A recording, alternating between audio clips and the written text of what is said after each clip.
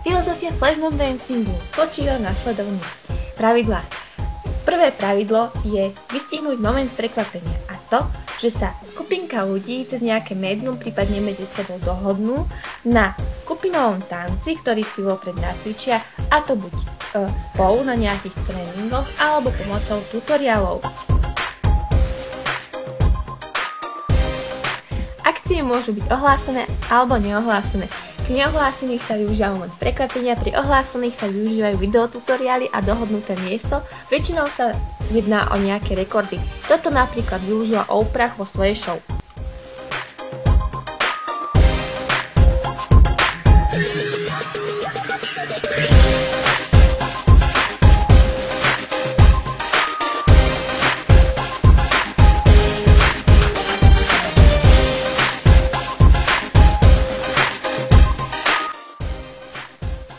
Projekt na Slovensku sme odštartovali YouTube videokampaňou.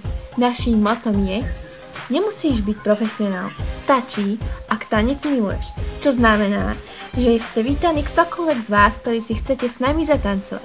Javiskom vám sú ulice a publikom sú všetci na nej. A vy budete tí umelci.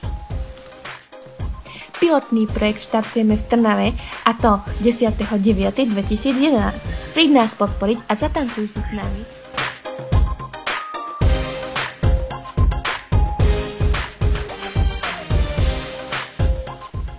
Pri choreografiách je dôležitý každý jeden krok.